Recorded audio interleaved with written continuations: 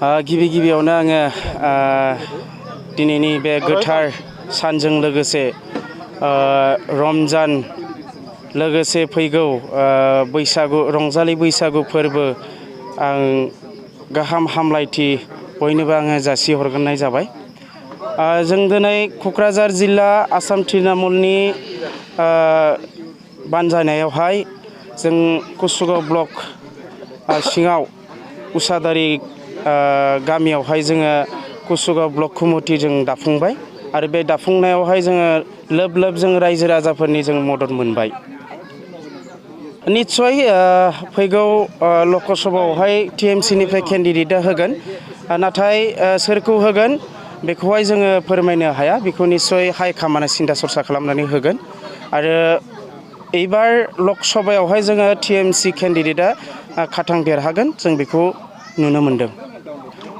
दिनैनि बे समजों लोगोसे बे उसादारिनिफ्राय आङो बेखौनो खावलायनो सानो जे जोंनि बिटिआर आरो आसामनि रायजो राजाफ्रा दिनै गोदान गोदान पलिटिक्सजों लोगोसे जायफोरा दा सासन खालामगासिनो दं बिसोरनि सायावहाय रायजो राजाफ्रा जथेस्थ' अबगथ जाबाय आरो जागासिनो दं।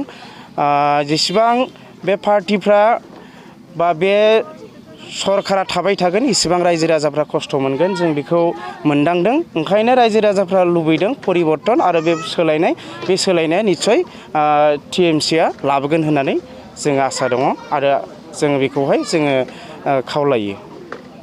क'क्राझार जिला तृणमूल कংগ্রেছৰ তৰফৰ পৰা কুসুগাঁও MCLA লেভেল ব্লক কমিটি গঠন কৰা হ'ল আৰু আমাৰ প্ৰচাৰ কাৰ্য চলি আছে, অনলাইন মেম্বাৰশ্বিপটো চলি আছে। এইটো আমাৰ আজিৰ কাৰ্যসূচী আছিল। না আগন্তুক বিধানসভা নহয় MP ইলেকশ্যনটো দিব। আমাৰ সন্মানীয় সভাপতি ৰিপুণ বৰা মহাশয়ে কোকৰাঝাৰত কেণ্ডিডেট দিব আৰু আমি মনে প্ৰাণে চেষ্টা কৰি আমি মানে তৃণমূল কংগ্ৰেছৰ প্ৰাৰ্থীক জিকাই দিম। কোনেও মানে আমাৰ লগত কণ্টেষ্ট কৰিব নোৱাৰিব, এইটো গেৰাণ্টি আছে। বৃদ্ধি কথাটো হ'ল বিজেপি চৰকাৰ যিমান দিন থাকিব মূল্যবৃদ্ধি সিমান দিন থাকিব।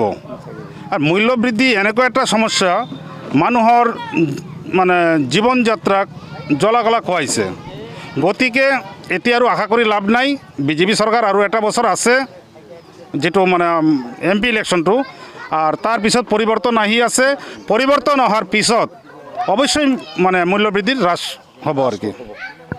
ইয়াত মানে আমার জেনারেল সেক্রেটারি আছে, আমার চিফ আছে, আমার মানে কক